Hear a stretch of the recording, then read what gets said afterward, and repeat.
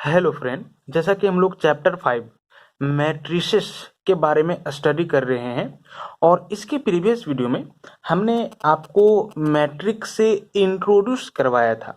आखिर मैट्रिक्स होता क्या है, मैट्रिक्स को हम लोग डिफाइंड कैसे करते हैं, इसके बारे में बताया था। साथ ही साथ एक मैट्रिक्स के एलिमेंट्स को हम लोग कैसे नामांकन करते हैं। दैट मीन्स एक मैट्रिक्स के अंदर अगर एलिमेंट्स दिया हुआ है तो उस एलिमेंट के पोजीशन को हम लोग कैसे रिकॉल करते हैं, इन सारे चीज़ों के बारे में बताया।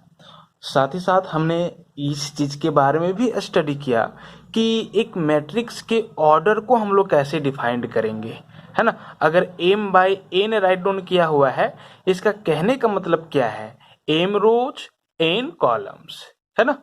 साथ ही साथ हमने ये भी आपको बता के रखा है कि यदि एक मैट्रिक्स के एलिमेंट्स एक स्पेसिफिक एक डेफिनेट फॉर्म में डिफाइंड हो तो मैट्रिक्स को कंस्ट्रक्ट कैसे करेंगे, है ना। मैट्रिक्स के एलिमेंट्स को हम लोग ज्ञात कैसे करेंगे, फाइंड आउट कैसे करेंगे, इन सारी चीज़ों के बारे में हमने प्रीवियस वीडियो में आपको बता रखा है।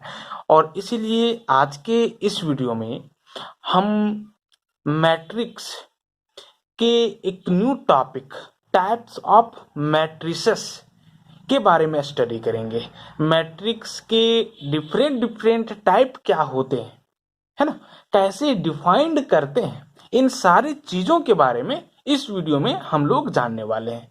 साथ ही साथ exercise 5.1 R D Sharma book का, इन एक्सरसाइज में जो भी क्वेश्चंस कंटेन है उन सारे क्वेश्चंस के सॉल्यूशन के बारे में भी स्टडी करने वाले हैं। जबकि प्रीवियस वीडियो में हमने एक्सरसाइज 5.1 के क्वेश्चन नंबर 1 to 7 तक के क्वेश्चंस के सॉल्यूशन के बारे में आपको बताया और एज ए होमवर्क भी दिया, आप लोगों ने किया और मुझे इस बात की खुशी है। अब हम लोग डिफरेंट टाइप्स ऑफ मैट्रिसेस के बारे में स्टडी करने वाले हैं। टाइप्स ऑफ मैट्रिसेस, इसमें फर्स्ट है रॉ मैट्रिक्स। ये रॉ मैट्रिक्स होता क्या है, तो सिंपली एक ऐसा मैट्रिक्स जिस मैट्रिक्स में ओनली वन रो हो, एक ऐसा मैट्रिक्स जिसमें एक और एक ही रो हो, इस तरह के मैट्रिक्स को हम लोग रॉ मैट्रिक्स कहते हैं, है ना। जब देखो इसका स्टैंडर्ड डेफिनेशन हम यहाँ पे राइट डाउन कर रहे हैं। कहता है a matrix having only one row is called raw matrix, raw matrix or a raw vector। कहता है एक ऐसा मैट्रिक्स जिसके पास एक और एक ही रो हो, इस तरह के मैट्रिक्स को हम लोग रो मैट्रिक्स कहेंगे, या रो मैट्रिक्स को रो वेक्टर भी आप कह सकते हो। तो रो मैट्रिक्स और रो वेक्टर दोनों एक ही चीज है ना। फॉर एग्जाम्पल, अगर हम ये बोले कि एक मैट्रिक्स ये है जो कि कुछ इस तरह से है, दिस इज 1 2 -1 -2। आप देख सकते हो कि मैट्रिक्स ये में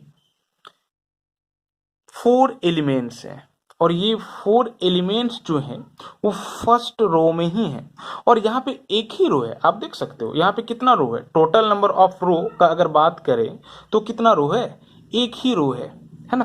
और इसीलिए इस मैट्रिक्स को हम लोग रो मैट्रिक्स बोलेंगे, ठीक है। अगर हम आपसे ये पूछ दें कि इस मैट्रिक्स में टोटल नंबर ऑफ कॉलम कितना है, तो आप बता सकते हो टोटल नंबर ऑफ कॉलम कितना है, तो 4 है ना। आपका आंसर क्या होगा, 4 होगा। जरा देखो, first column, second column, third column and this fourth column, है ना। टोटल नंबर ऑफ कॉलम 4 हो जाएगा, लेकिन total number of row this is first, ठीक है, एक और एक ही है।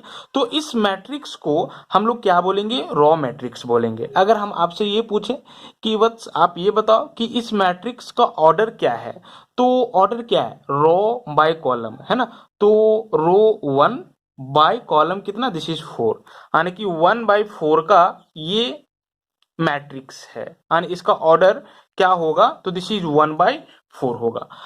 तो इस तरह से रॉ मैट्रिक्स है। अब हम लोग सेकेंड नंबर में बात करेंगे कॉलम मैट्रिक्स के बारे में। ये कॉलम मैट्रिक्स होता क्या है, कॉलम मैट्रिक्स, जैसा कि रॉ मैट्रिक्स में एक ही रो होना चाहिए, इसी तरह से इन सिमिलर भी कॉलम मैट्रिक्स में एक ही कॉलम होना चाहिए, है ना। एक ऐसा मैट्रिक्स जिस मैट्रिक्स में एक और एक ही कॉलम हो, इस तरह के मैट्रिक्स को हम लोग कॉलम मैट्रिक्स बोलेंगे। तो इसका भी डेफिनेशन हम यहाँ पे राइट डाउन कर रहे हैं। A matrix having only one column is called a column matrix or a column vector। एक ऐसा मैट्रिक्स जिस मैट्रिक्स के पास एक और एक ही कॉलम हो, इस तरह के मैट्रिक्स को हम लोग कॉलम मैट्रिक्स कहते हैं, या कॉलम मैट्रिक्स को आप कॉलम वेक्टर भी कह सकते हो। तो कॉलम मैट्रिक्स और कॉलम वेक्टर दोनों एक ही चीज है ना। फॉर एग्जाम्पल, अगर हम ये कहते हैं कि ये एक मैट्रिक्स है और एक कॉलम मैट्रिक्स है, तो हो सकता है इसमें इस तरह के एलिमेंट्स कंटेन हो, दिस इज 1 2 -1। आप एलिमेंट कुछ भी ले सकते हो, है ना। हम यहाँ पे 1 2 -1 लिए हैं, आप कुछ भी ले सकते हो, बट कॉलम एक होना चाहिए।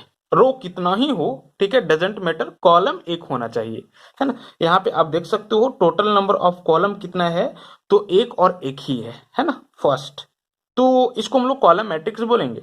अगर हम आपसे ये पूछें कि इसमें रो कितना है, तो बता सकते हो रो कितना है, दिस इज 1 2 3, दैट मीन्स 3 रो है, बट कॉलम कितना है, तो एक ही कॉलम है, इसलिए इसको हम लोग कॉलम मैट्रिक्स बोलेंगे। अगर हम आपसे ये पूछें कि इस मैट्रिक्स का ऑर्डर क्या होगा, तो रो बाय कॉलम, पहले आप रो की संख्या को राइट डाउन करोगे, तो कितना रो है, 3 रो है, फर्स्ट सेकेंड 3, और कॉलम कितना है, 1 है, दैट मीन्स 3/1। रो कॉलम, 3 रो और एक कॉलम, 3/1 ऑर्डर का ये मैट्रिक्स ये है ना। इस तरह से ये कॉलम मैट्रिक्स था। अब हम लोग थर्ड नंबर में बात करेंगे स्क्वायर मैट्रिक्स के बारे में। ये स्क्वायर मैट्रिक्स क्या होता है, स्क्वायर मैट्रिक्स, स्क्वायर मतलब आप समझते हो, स्क्वायर कहने का मतलब क्या है, हर एक साइड्स इक्वल, है ना, एक बंद आकृति, एक क्लोज्ड फिगर, जो चार इंटरसेक्टिंग स्ट्रेट लाइन से क्या करे, फॉर्म हो, बने, और चारों स्ट्रेट लाइन एक दूसरे को 90 डिग्री पे क्या करे, इंटरसेक्ट करे, आकृति बंद होनी चाहिए, तो हम उसे स्क्वायर बोलेंगे। मतलब कि 4 साइड्स इक्वल, है ना। यहाँ पे जरा देखो, स्क्वायर मैट्रिक्स में यहाँ पे इक्वल क्या होना चाहिए, तो सिंपली रो और कॉलम इक्वल होना चाहिए, है ना। यहाँ पे हम लोग साइड्स का बात नहीं करेंगे, मैट्रिक्स स्टडी कर रहे हैं, ठीक है। तो हम लोग रो और कॉलम का बात करेंगे।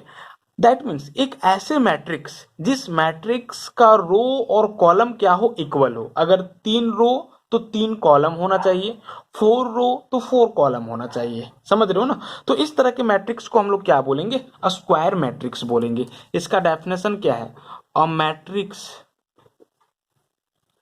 इन which the number of the number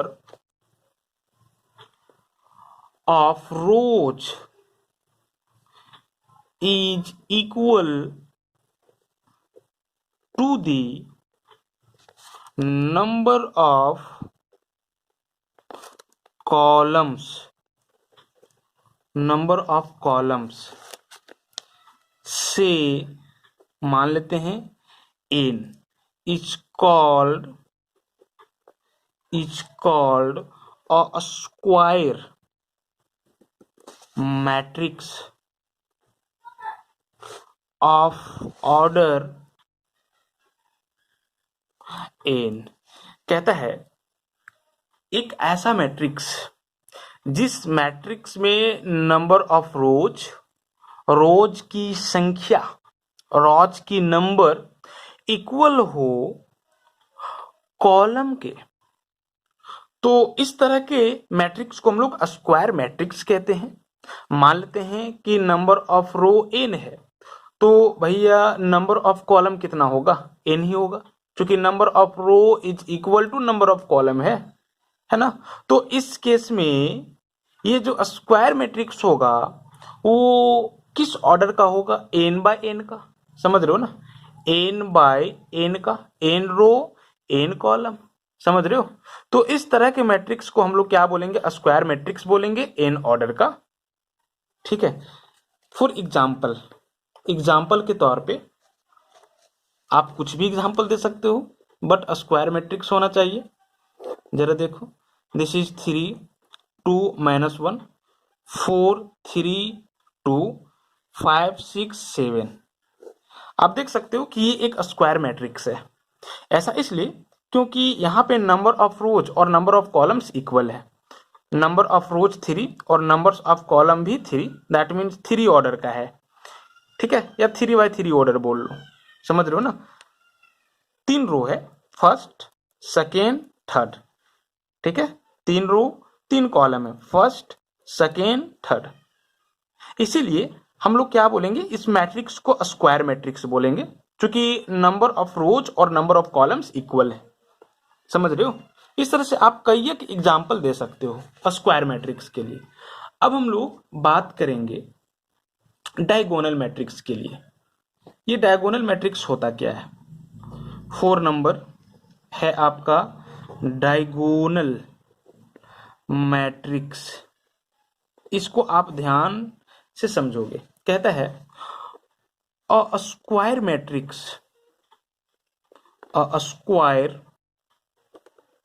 matrix ये is equal to, this is ये i j n by n। जरा देखो, एक स्क्वायर मैट्रिक्स को सिंपली कॉम्पैक्ट फॉर्म में हम लोग इस तरह से क्या करेंगे, राइट डाउन करेंगे, डिनोट करेंगे, है ना। ये जो है वो एक स्क्वायर मैट्रिक्स को इंगित कर रहा है, इसलिए क्योंकि यहाँ पे नंबर ऑफ रोज और नंबर ऑफ कॉलम्स दोनों इक्वल है। जरा देखो n n। सिंपली जब हम कल मैट्रिक्स के डेफिनेशन बताए थे, तो हमने आपको ये बताया था कि कॉम्पैक्ट फॉर्म में एक मैट्रिक्स को कुछ इस तरह से क्या करते हैं, राइट डाउन करते हैं, है ना। ये is equal to, this is element को डिनोट कर रहा है, ये आई जे, और ऑर्डर कितना, तो m बाय n ऑर्डर। समझ रहे हो, m रोज और n कॉलम्स। ठीक है।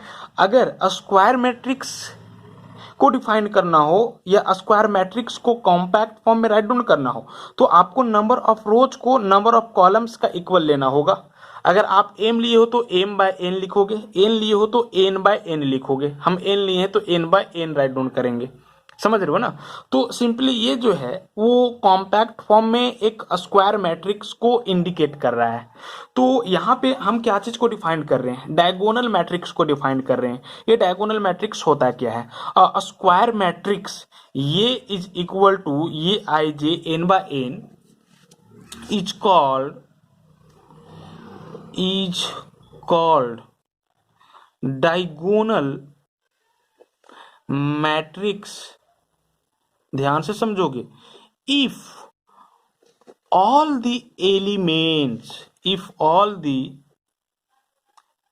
एलिमेंट्स एक्सेप्ट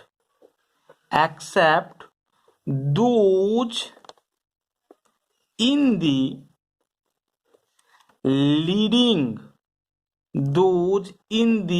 लीडिंग डायगोनल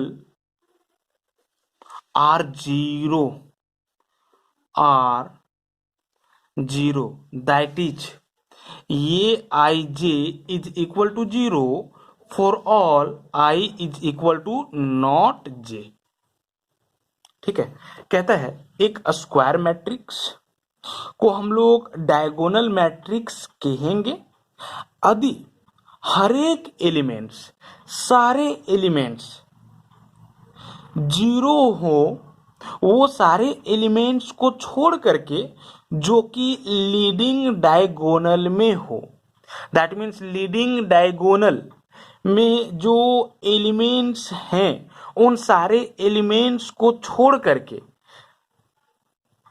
बाकी का जो एलिमेंट्स बच गए वो सारे जीरो होना चाहिए। अगर ऐसा होता है तो हम लोग स्क्वायर मैट्रिक्स को डायगोनल मैट्रिक्स बोलेंगे। यहाँ पे जरा देखो, ये लीडिंग डायगोनल का बात आया है ना, जरा देखो हम लोग इसको क्या बोलेंगे, लीडिंग डायगोनल बोलेंगे या सिंपली डायगोनल बोलेंगे या प्रिंसिपल डायगोनल भी आप इसको कह सकते हो। ठीक है, ये क्या है, डायगोनल है, जिसको हम लोग लीडिंग डायगोनल या प्रिंसिपल डायगोनल कहेंगे। और आप देख सकते हो कि स्क्वायर मैट्रिक्स के लिए ही आप लीडिंग डायगोनल, प्रिंसिपल डायगोनल क्या कर सकते हो, एवेल्युएट कर सकते हो, है ना, क्योंकि यहाँ पे नंबर ऑफ रो और नंबर ऑफ कॉलम इक्वल हो जाएगा। तो कहता है एक स्क्वायर मैट्रिक्स को आप डायगोनल मैट्रिक्स बोलोगे तब और तभी बोलोगे जब वो सारे एलिमेंट को छोड़ करके जो सारे एलिमेंट लीडिंग डायगोनल या प्रिंसिपल डायगोनल में स्थित हों, बाकी जीरो हों। समझ रहे हो, यानी कि इसको आप छोड़ दो, क्योंकि लीडिंग डायगोनल, प्रिंसिपल डायगोनल के कॉरस्पॉन्डिंग यही सारे एलिमेंट हैं, तो ये जीरो नहीं होना चाहिए। ठीक है, बाकी का जो एलिमेंट बच गया, बाकी ये और ये, तो ये सब एलिमेंट आपका जीरो होना चाहिए, ये जीरो नहीं होना चाहिए। तो अगर ऐसा होता है तो दिए हुए स्क्वायर मैट्रिक्स को आप डायगोनल मैट्रिक्स कहोगे। जरा देखो, in mathematics form we can write this statement in this form. ठीक है, और ये जो फॉर्म है वो मैथमेटिकल स्टेटमेंट है ना। यहाँ पे हमने क्या राइट डाउन किया है, ये i j is equal to zero for all i is equal to not j. मतलब कि हर एक i is equal to j नहीं के लिए ये आई जे का वैल्यू जो होगा वो आपका जीरो होगा। जरा देखो, अगर हम इसका पोजीशन का बात करें तो इसका पोजीशन क्या है, ये 1 1 है, समझ रहे हो ना, first row first column, first row first column, ये 1 1। ठीक है, तो ये 1 1 जीरो नहीं होना चाहिए। ठीक है, इसी तरह से अगर इसका बात करें तो इसका पोजीशन क्या होगा, सेकेंड रो सेकेंड कॉलम, ये 2 2, इसका पोजीशन दिस इज ये 3 3। समझ रहे हो ना, यहाँ पे 2 और 2 बराबर हो गया, ये 2 2 में, ये 3 3 में 3 और 3 बराबर हो गया, समझ रहे हो, इक्वल हो गया। तो इस केस में वैल्यू जीरो नहीं होना चाहिए। ठीक है, लेकिन अगर हम इसका बात करें 2 का, इसका पोजीशन क्या है, जरा देखो, फर्स्ट रो सेकेंड कॉलम, यानी कि ये 1 2 फर्स्ट रो सेकेंड कॉलम, तो ये 1 2 इज इक्वल टू जीरो होना चाहिए, है ना, ये 1 2 इज इक्वल टू जीरो नहीं, जीरो होना चाहिए। और देख सकते हो आप कि ये जो है वो इस कंडीशन को फॉलो कर रहा है, आई इज इक्वल टू नॉट जे। क्या 1 इज इक्वल टू 2 है, नहीं है, 1 इज इक्वल नहीं है 2 का, और इस केस में फिर ये 1 2 को क्या होना पड़ेगा, जीरो हो जाएगा, जीरो होना पड़ेगा। अगर हम ये 2 2 का बात करें तो 2 इक्वल हो गया 2 का, तो उस केस में ये 2 2 इज इक्वल टू जीरो हो जाए, ये गलत है, यानी ये 2 2 जीरो नहीं होना चाहिए। समझ रहे हो ना। ठीक है, अगर हम आपसे ये पूछें कि इसका पोजीशन क्या है, तो आप देख सकते हो कि थर्ड रो फर्स्ट कॉलम, यानी कि ये 3 1, तो ये 3 1, that mean 3 is not equal to 1। क्या 3 बराबर है 1 का, नहीं है, तो उस केस में ये 3 1 को जीरो होना पड़ेगा, यानी ये जीरो हो जाए। लेकिन इसका बात करें तो ये 3 3, तो 3 बराबर हो गया 3 का, 3 is equal to 3, and therefore ये 3 3 should be not equal to zero, मतलब जीरो नहीं होना चाहिए। समझ रहे हो ना, यानी हर एक i is equal to not j के लिए ये i j is equal to zero होना चाहिए। अगर ऐसा होता है तो दिए हुए स्क्वायर मैट्रिक्स को हम लोग क्या बोलेंगे, डायगोनल मैट्रिक्स बोलेंगे।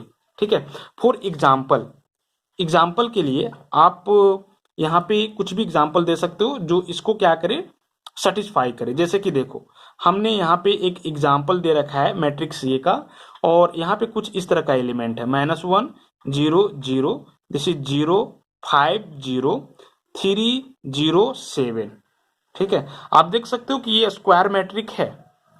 ऐसा इसलिए क्योंकि ऑर्डर जो है वो 3 by 3 का है, दैट मीन्स 3 रोज है और 3 कॉलम्स है ना। नंबर ऑफ रोज और नंबर ऑफ कॉलम्स इक्वल हो गया, इसीलिए इस मैट्रिक्स को आप स्क्वायर मैट्रिक्स बोलोगे, और है भी, आप यहाँ पे देख सकते हो। ठीक है, लेकिन यहाँ पे आपको 0 करना होगा। लेकिन आप यहाँ पे ये ध्यान दो, ये 1 2 का वैल्यू क्या है, that means first row second column 0 है, यानी ये 1 2 का वैल्यू 0 है।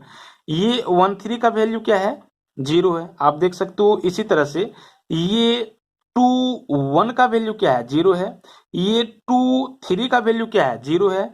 ये 3 1 का वैल्यू 0, ये 3 2 का वैल्यू 0। समझ रहे हो ना। क्या 1 इक्वल है 2 का, नहीं है ना। i is equal to j नहीं है, तो उस केस में ये आई जे का वैल्यू 0 होना चाहिए। 1 इक्वल नहीं है 2 का, तो ये 1 2 का वैल्यू 0 होना चाहिए, है। इसी तरह से देखो 1 3 का इक्वल नहीं है, यानी ये 1 3 का वैल्यू 0 होना चाहिए, है। समझ रहे हो ना, इस यहाँ पर भी आप देख सकते हो। लेकिन अगर हम ये 1 1 का बात करें, तो ये 1 1 इज इक्वल टू -1 है। क्या 0 का इक्वल है, नहीं है, और होना भी चाहिए। ठीक है, 0 नहीं होना चाहिए। ठीक है, इसी तरह से ये 2 2 का वैल्यू 5 है, 0 का इक्वल नहीं है। ये 3 3 का वैल्यू 7 है, 0 का इक्वल नहीं है। तो आप देख सकते हो कि वो सारे एलिमेंट जो कि लीडिंग डायगोनल या प्रिंसिपल डायगोनल के क्रॉसपॉन्डिंग लाइज कर रहे हैं, 0 नहीं है, नन 0 है। बाकी का जो एलिमेंट बच गए, दैट मीन्स बाकी का वो सारे एलिमेंट्स जो लीडिंग डायगोनल में स्थित नहीं है, वो सब 0 है। ठीक है, जरा देखो, ये डायगोनल के अंतर्गत नहीं आया, ये भी नहीं आया, ये भी नहीं आया, ये भी नहीं आया, ये भी नहीं आया, और ये भी नहीं आया, और 0 है। तो इस केस में हम लोग इस स्क्वायर मैट्रिक्स को डायगोनल मैट्रिक्स कहेंगे। तो आप इजिली डायगोनल मैट्रिक्स को यहां से समझ पाए होंगे, ये मुझे विश्वास है। ठीक है, अब जरा देखो डायगोनल मैट्रिक्स को हम लोग इंडिकेट कैसे करेंगे, डिनोट कैसे करेंगे, इसके बारे में स्टडी कर रहे हैं। ठीक है, या हम यहाँ पे आपको राइट डाउन करके बता दे रहे हैं। कहता है नोट में करके आप लिखोगे इसको 4 नंबर में ही, a diagonal matrix of order n by n having d1 d2 dn as diagonal elements is denoted by this is diagonal DIAG,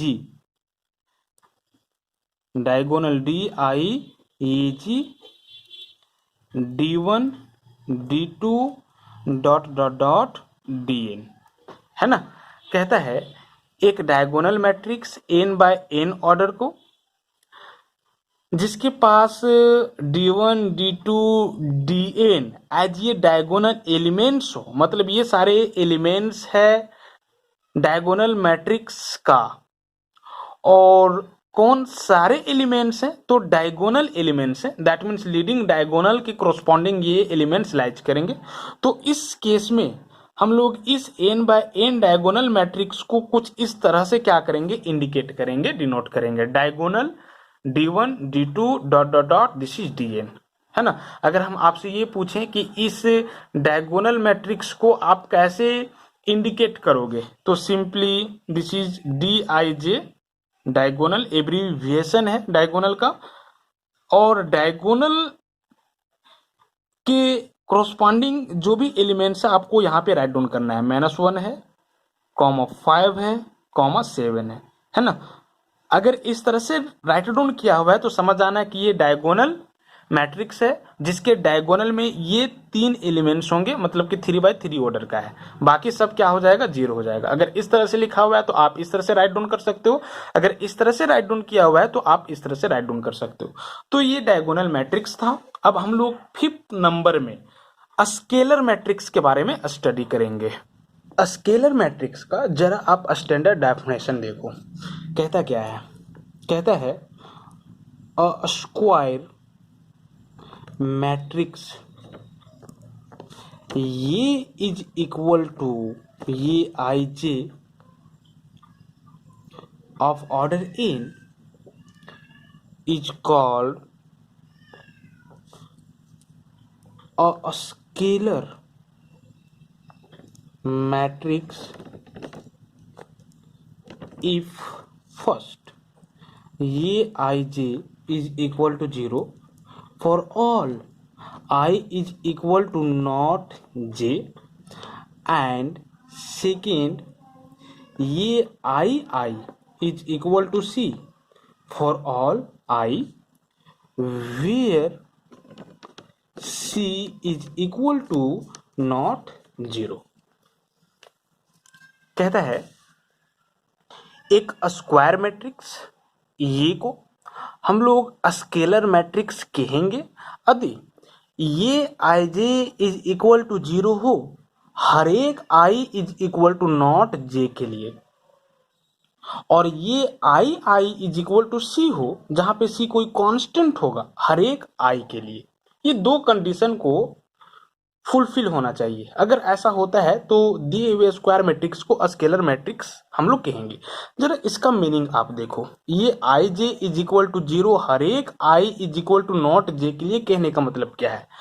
अगर हम ये कहें ये 1 2, ठीक है, ये 1 2 जो है वो एक एलिमेंट को बता रहा है मैट्रिक्स ये का, और यहाँ पे आप देख सकते हो कि 1 इज इक्वल टू नॉट 2 है। क्या 1 इक्वल है 2 का? नहीं, 1 इज इक्वल टू नॉट 2 है। यहाँ पे i के जगह पे 1 है और j के जगह पे 2 है, और आप देख सकते हो कि i इक्वल नहीं है j का। अगर ऐसा होता है तो फिर ये 1 2 का वैल्यू क्या होना चाहिए? 0 होना चाहिए। समझ गए ना आप? अगर हम आपसे ये पूछें कि ये 2 3 का वैल्यू क्या होगा अकॉर्डिंग टू दिस, तो ये 2 3 का वैल्यू 0 होगा, क्योंकि आप देख सकते हो कि 2 इज इक्वल टू नॉट 3 है। क्या 2 इक्वल है 3 का? नहीं है ना, यहाँ पे i के जगह पे 2 है और j के जगह पे 3 है, तो i is equal to not j, that means 2 is equal to not 3, and therefore value of ये 2 3 should be equal to 0 according to this. ठीक है, लेकिन अगर हम ये 2 2 का बात करें, ठीक है, तो क्या 2 इक्वल है? ये 2 जो है वो इक्वल नहीं है 2 का, गलत। ठीक है, 2 इक्वल है 2 का, है ना, यानी कि ये 2 2। तो अब ये 2 2 का वैल्यू 0 ना हो करके कोई नॉन जीरो कांस्टेंट होना चाहिए। सी कांस्टेंट है लेकिन नॉन जीरो, जीरो नहीं होना चाहिए। समझ रहे हो ना? तो हम मान लेते हैं कि 6 है। ठीक है, सी की जगह पे 6 है। इसी तरह से ये 3 3 का भी वैल्यू क्या होना चाहिए? तो 6 होना चाहिए। ये 4 4 का वैल्यू क्या होना चाहिए? 6 होना चाहिए। Non zero constant, non zero नियत वैल्यू। समझ रहे हो ना? ठीक है, अगर ऐसा हो तो दिए हुए मैट्रिक्स को हम लोग स्केलर मैट्रिक्स बोलेंगे। अगर एग्जाम्पल के तौर पे हम ये कहें कि ये एक मैट्रिक्स है जो कि इस तरह से डिफाइंड हुआ है, दिस इज 4 0 0 4, है ना, एक मैट्रिक्स ये जिसमें ये 4 एलिमेंट है। तो आप जरा बताओ ये जो मैट्रिक्स ये है वो एक स्केलर मैट्रिक्स है कि नहीं? तो आपका आंसर होगा कि है। क्यों है? क्योंकि आप देख सकते हो ये 1 1, ये 1 1 का वैल्यू 4 है, फर्स्ट रो फर्स्ट कॉलम, है ना, फर्स्ट रो फर्स्ट कॉलम, ये 1 1 का वैल्यू 4 है। 1 इक्वल हो गया 1 का, मतलब आई के जगह पे अब आपको 1 लेना है तो जे भी 1 ही हो जाएगा ना। समझ रहे हो? यानी ये 1 1, ये 1 1 के जगह पे क्या है? 4 है, तो ये 2 2 के जगह पे भी 4 होना चाहिए। आप यहाँ पे देख लो 2/2 ऑर्डर का है। ठीक है, तो ये 2 2 का भी वैल्यू कितना है? आपका 4 ही है। है ना। लेकिन अगर ये 1 2 का बात करें, फर्स्ट रो सेकेंड कॉलम, क्या 1 इक्वल है 2 का? 1 इक्वल नहीं है 2 का, इस कंडीशन को फॉलो करेगा। तो उस केस में ये 1 2 इज इक्वल टू 0 होना चाहिए, और आप देख सकते हो कि ये 1 2 का वैल्यू क्या है, 0 है ना। इसी तरह से इसका पोजीशन क्या होगा, तो ये 2 1 second row first column, 2 is equal to not 1 and therefore value of ये 2 1 शुड बी इक्वल टू 0। और यहाँ पे ये 2 1 का वैल्यू क्या है, 0 है। ये 2 2 मतलब कि इक्वल हो गया 2 2 का, है ना। मतलब ये आई का कंडीशन हो जाएगा, समझ रहे हो ना। और इस केस में ये आई का वैल्यू क्या होना चाहिए, तो नॉन जीरो कांस्टेंट वैल्यू होना चाहिए। आप देख सकते हो कि 4 है और यहाँ पर भी 4 ही था, ये क्या है, इक्वल है, समझ रहे हो। तो ये दोनों कंडीशन को ये मैट्रिक्स जो है वो फॉलो कर रहा है, तो इसको हम लोग स्केलर मैट्रिक्स कहेंगे, ये स्केलर मैट्रिक्स होगा।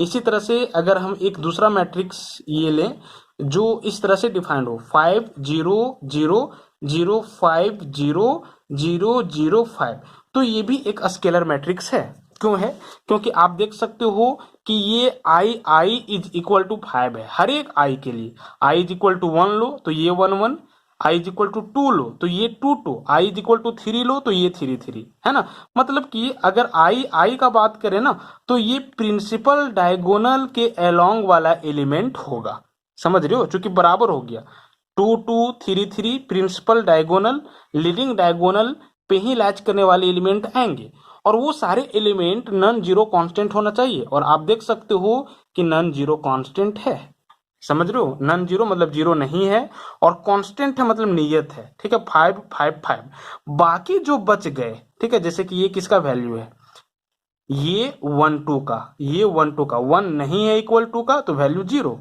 ठीक है। आई नॉट इक्वल टू जे तो वैल्यू क्या होना चाहिए, 0। आप देख सकते हो ये 1 3 का वैल्यू क्या है, 0 है। इसी तरह से ये 2 1 का 1 2 का बराबर नहीं है, तो ये 1 2 का वैल्यू क्या है, 0, ठीक है। यहाँ पे कांस्टेंट 5, और यहाँ पे फिर ये 2 3, 2 नहीं है बराबर 3 का, तो ये 2 3 का वैल्यू 0 होना चाहिए, समझ रहे हो ना, ठीक है।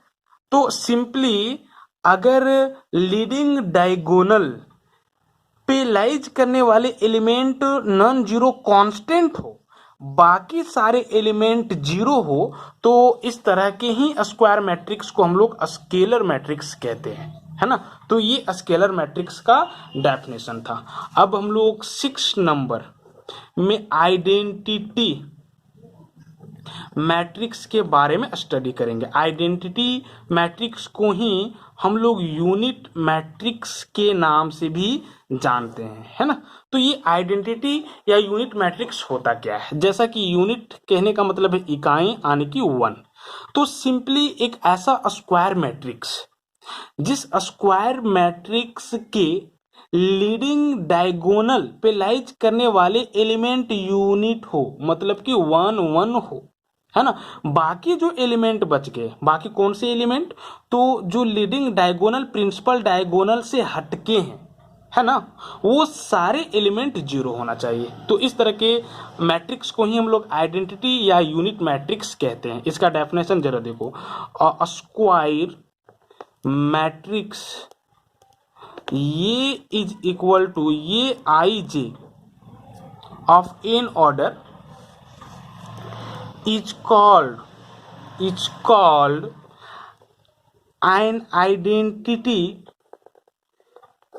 or unit matrix if these two cases are follows. ये i j should be equal to 0 for all i is equal to not j के लिए, एंड दिस इज सेकेंड, ये i should be equal to 1 for all i के लिए, है ना। जरा देखो, ये जो कंडीशन है वो इस कंडीशन से मिलता जुलता है ना। बट यहां पे हम लोग ये आई इज इक्वल टू कोई भी कांस्टेंट लिए थे, है ना, नॉन जीरो कांस्टेंट। लेकिन यहां पे नॉन जीरो कांस्टेंट की जगह पे आपको 1 लेना है, ठीक है। बस यही फर्क है स्केलर मैट्रिक्स से। ये आइडेंटिटी मैट्रिक्स।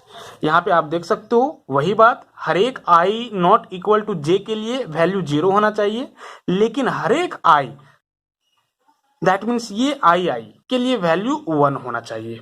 ठीक है, यानी कि लीडिंग डायगोनल के अलोंग जो भी एलिमेंट होंगे वो आपका यूनिट एलिमेंट होना चाहिए, 1 होना चाहिए।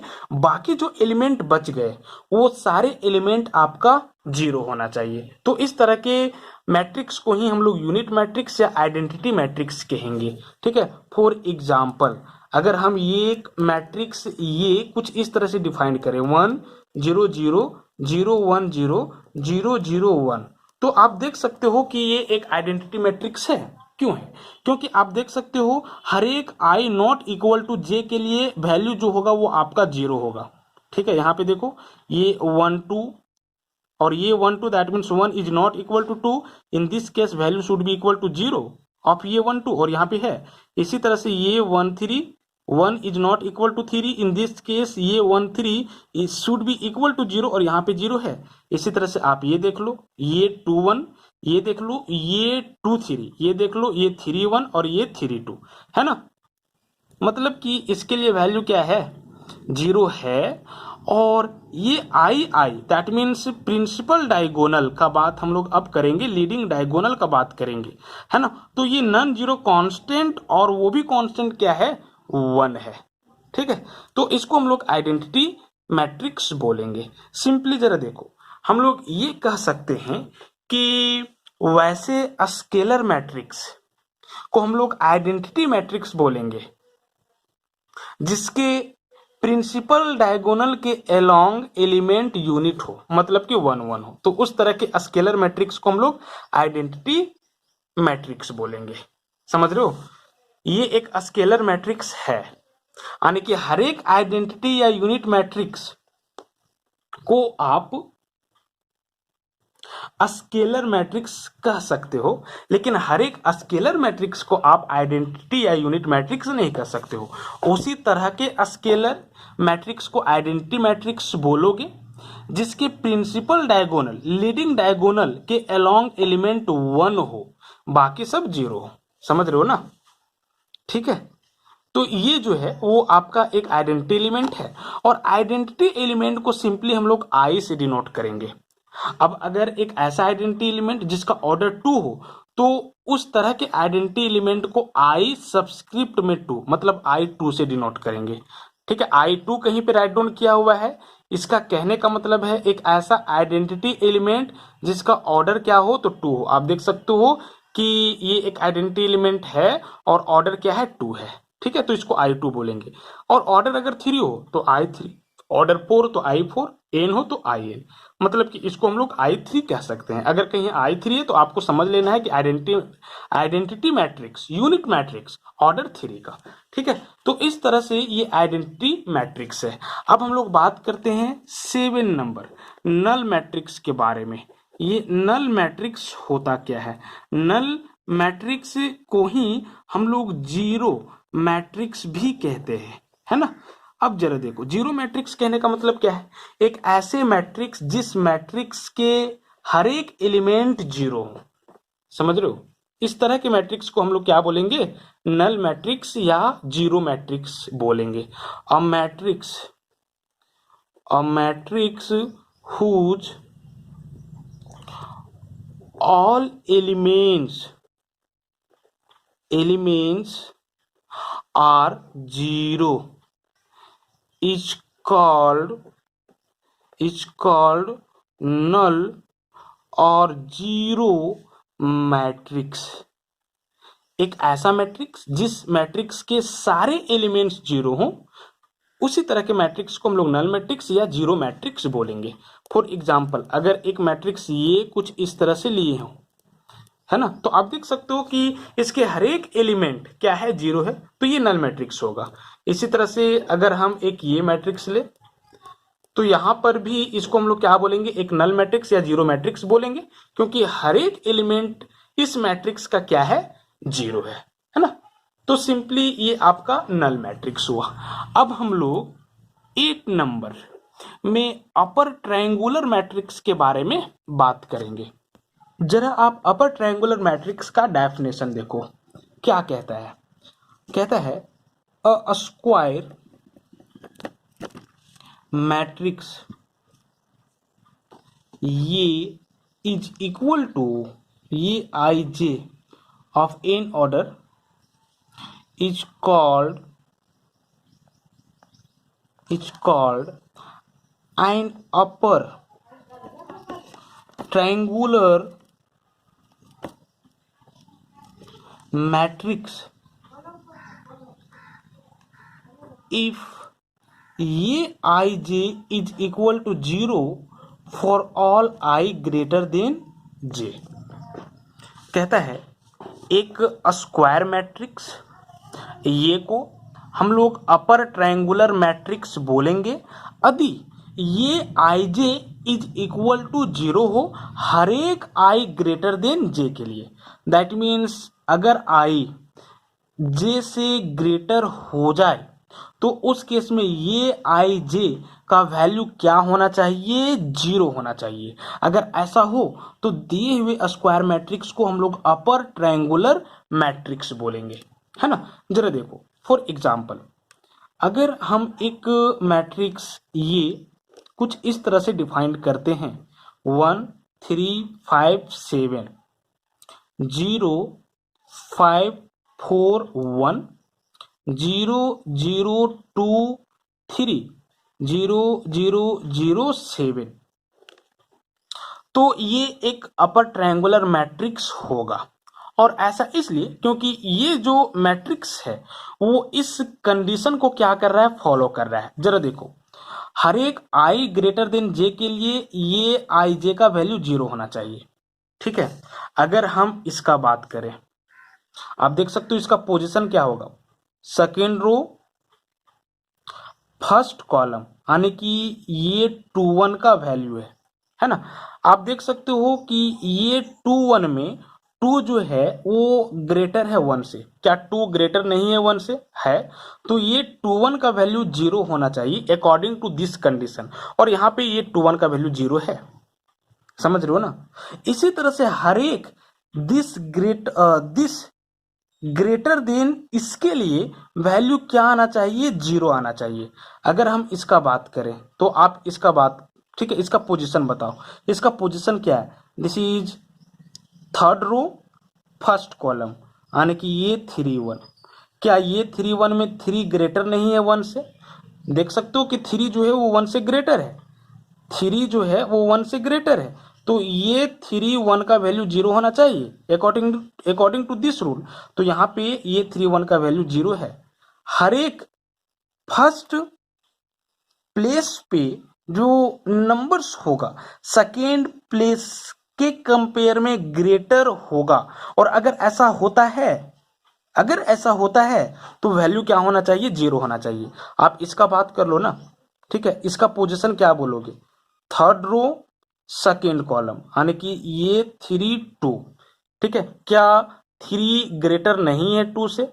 आप देख सकते हो आई इज ग्रेटर देन 2 जे, ठीक है। आई के जगह पे 3 है और जे के जगह पे 2 है। आई ग्रेटर देन जे होना चाहिए, तो क्या 3 ग्रेटर देन 2 नहीं है। तो ये 3 2 का वैल्यू 0 होना चाहिए अकॉर्डिंग टू दिस। आप देख सकते हो कि ये 3 2 का वैल्यू 0 है। इसी तरह से सब में, ठीक है, ये जो रूल है वो वैलिड हो रहा है, तो इसलिए इसको आप अपर ट्रायंगुलर मैट्रिक्स बोलोगे। अगर हम बात करें ये 3 4 का, ठीक है, ये 3 4 में आप देख सकते हो कि 3 ग्रेटर नहीं है 4 से, 3 ग्रेटर दे नहीं है 4 से, और इसीलिए ये 3 4 का वैल्यू 0 नहीं होना चाहिए। समझ रहे हो ना। और आप देख सकते हो कि यहाँ पे 0 नहीं है, ये 3 4, ठीक है, ये 3 4 that means third row fourth column, first row second row third row और fourth column, first second third and this is 4, ठीक है। दैट मीन्स कौन सा आएगा एलिमेंट, 3 आएगा, है ना। क्या ये 0 है? 0 नहीं है। क्या है? 3 है। तो ये 3 4 0 नहीं है, ये 3 4 क्या है, तो सिंपली 3 है ना। समझ रहे हो ना। ठीक है। आने की अगर ये ग्रेटर हो जाता इससे तो इस केस में इसका वैल्यू 0 होना चाहिए था। अगर ये ग्रेटर नहीं होगा इससे तो 0 नहीं होना चाहिए और नहीं है। आप देख सकते हो ये किसका पोजीशन है, सेकेंड रो थर्ड कॉलम, ये 2 3 का second row and third column, ये 2 3, 2 is not greater than 3 and therefore value of ये 2 3 should be not equal to 0. But if value of this will be greater than this then value of this should be equal to 0 according to this rule. अगर ऐसा होता है तो हम लोग दिए हुए स्क्वायर मैट्रिक्स को अपर ट्रायंगुलर मैट्रिक्स बोलेंगे, अन्यथा नहीं बोलेंगे। आप देख सकते हो कि यहाँ पे इस कंडीशन को ये फॉलो कर रहा है, मतलब ये पूरा क्या है, 0 है। समझ रहे हो ना, ये क्या है तो 0 है ना। देखो अपर ट्रायंगुलर मैट्रिक्स नाम का जस्ट उल्टा, अपर ट्रायंगुलर मैट्रिक्स में प्रिंसिपल डायगोनल के नीचे जो ट्रायंगल बनेगा, समझ रहे हो ना, प्रिंसिपल डायगोनल आपका ये हो गया, ठीक है, इसके नीचे ट्रायंगल आपका ये बन रहा है, तो इसमें जो एलिमेंट आएंगे वो 0 होने चाहिए। ठीक है, अपर वाला में लोअर वाला ट्रायंगल में एलिमेंट 0 होना चाहिए। ठीक है, तो इस केस में इस तरह के मैट्रिक्स को अपर ट्रायंगुलर मैट्रिक्स बोलेंगे। ठीक है, अब 9 नंबर में आता है आपका लोअर ट्रायंगुलर मैट्रिक्स। तो ये लोअर ट्रायंगुलर मैट्रिक्स क्या होता है, ठीक है, इसका जरा आप डेफिनेशन देखो। अ स्क्वायर मैट्रिक्स ये इज इक्वल टू ये i j of order n is called lower triangular matrix if ये ij is equal to 0 for all i less than j। ठीक है, जरा देखो अपर ट्रायंगुलर मैट्रिक्स के डेफिनेशन के जस्ट विपरीत है लोअर ट्रायंगुलर मैट्रिक्स का डेफिनेशन, है ना। यहाँ पे ये i j is equal to 0 हर एक आई ग्रेटर देन जे के लिए, मतलब ये इससे ग्रेटर होना चाहिए और ये आई जे का वैल्यू 0 होना चाहिए, लेकिन यहाँ पे ऐसा नहीं है। यहाँ पे जरा देखो ये i j is equal to 0 होना चाहिए हर एक आई लेस देन जे के लिए, समझ रहे हो, या हर एक जे ग्रेटर देन आई के लिए, हर एक जे ग्रेटर देन आई के लिए, या हर एक आई लेस देन जे के लिए। इसका जस्ट क्या है, विपरीत है ना। यहाँ पे फर्स्ट वाला सेकेंड वाले से क्या होना चाहिए, ग्रेटर होना चाहिए, लेकिन यहाँ पे सेकेंड वाला फर्स्ट वाला से क्या होना चाहिए, ग्रेटर होना चाहिए। समझ रहे हो ना, ठीक है। तो इस केस में जो स्क्वायर मैट्रिक्स होगा वो लोअर ट्रायंगुलर मैट्रिक्स कहलाएगा। ठीक है, समझ रहे हो कि नहीं समझ रहे हो। दैट मीन्स अगर हम ये बोलें ये 2 3 का वैल्यू क्या होना चाहिए, तो अब ये 2 3 का वैल्यू 0 होना चाहिए। ठीक है, आई के जगह पे 2 है और जे के जगह पे 3 है। आप देख सकते हो कि जे इज ग्रेटर देन आई, यानी कि 3 इज ग्रेटर देन 2, समझ रहे हो। And in this case value of ये 2 3 should be equal to 0 according to definition of lower triangular matrix. ठीक है, यानी ये 2 3 का वैल्यू क्या होगा, आपका 0 होगा। क्या यहाँ पे ये 2 3 का वैल्यू 0 होना चाहिए था, नहीं। जरा देखो ये 2 3 मतलब कि second row third column, second row third column 4 आया, 0 नहीं है, तो ये आपका लोअर ट्रायंगुलर मैट्रिक्स नहीं कहलाएगा। यहाँ पे 0 होना चाहिए था, यहीं पे नहीं, बाकी ये सब क्या होना चाहिए, 0 होने चाहिए। ठीक है, तो फिर हम लोग इस स्क्वायर मैट्रिक्स को लोअर ट्रायंगुलर मैट्रिक्स कह देंगे, है ना। यहाँ पे अगर हम ये पूछें कि क्या ये 3 4 0 होना चाहिए, ठीक है, तो ये 3 4 फिर 0 नहीं होना चाहिए, और सॉरी होना चाहिए। ठीक है, यहाँ पर भी आप देख सकते हो कि ये जो है वो इससे ग्रेटर है। ठीक है, यानी कि j is greater than i, j is greater than i, in this case value of this will be equal to 0। लेकिन ये 4 3 का बात करें तो ये 4 3 should be not equal to 0, क्योंकि 3 इज नॉट ग्रेटर देन 4 है। ठीक है, 3 अगर ग्रेटर देन होता 4 से तभी ये 4 3 का वैल्यू 0 होता, और अगर नहीं है तो 0 नहीं होगा। समझ रहे हो। जरा देखो एग्जाम्पल के तौर पे अगर हम एक ऐसा मैट्रिक्स ये लें जिसको इस तरह से डिफाइंड करें, है ना, दिस इज 3 0 0 5 2 0 4 5 3। ठीक है, तो ये एक लोअर ट्रायंगुलर मैट्रिक्स होगा। जरा देखो, अगर हम इसका बात करें तो इसका पोजीशन क्या है, ये 1 2 है, फर्स्ट रो सेकेंड कॉलम। ठीक है, तो क्या 2 ग्रेटर नहीं है 1 से, यानी जे ग्रेटर हो गया है इसे, तो इस केस में इसका वैल्यू 0 होना चाहिए, यहाँ पे 0 है। इसका बात करो सेकेंड रो फर्स्ट कॉलम, यानी कि ये 2 1, तो ये 2 1 में 0 नहीं होना चाहिए। क्यों?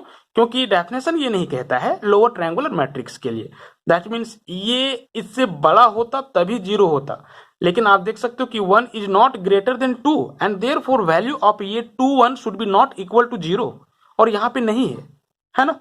तो इसीलिए हम लोग कहेंगे कि ये जो है वो लोअर ट्रायंगुलर मैट्रिक्स है। और इसका नाम का जस्ट विपरीत यहाँ पे क्या है, लोअर है, ट्रायंगुलर है, मैट्रिक्स है, लोअर ट्रायंगुलर। तो लोअर ट्रायंगुलर में प्रिंसिपल डायगोनल आप देख सकते हो कि ये है। ठीक है, तो प्रिंसिपल डायगोनल के ऊपर जो ट्रायंगल बनेगा उसके अंदर जो एलिमेंट होंगे वो 0 होने चाहिए। ठीक है, प्रिंसिपल डायगोनल ये है, इसके ऊपर में ये ट्रायंगल बन रहा है। ठीक है, और इसमें जो भी एलिमेंट हैं वो सारे 0 हैं, तो इसको हम लोग क्या बोलेंगे, लोअर ट्रायंगुलर मैट्रिक्स बोलेंगे, है ना। तो इस तरह से आपका टाइप्स ऑफ मैट्रिक्स जो है वो इंड होता है। ठीक है, अब हम लोग मैट्रिक्स के एक new topic equality of matrices के बारे में स्टडी करेंगे। ठीक है,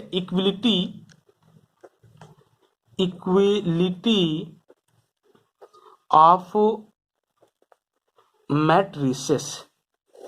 ठीक है, और इक्विलिटी ऑफ मैट्रिसेस होता क्या है इसके बारे में हम लोग नेक्स्ट वीडियो में स्टडी करेंगे।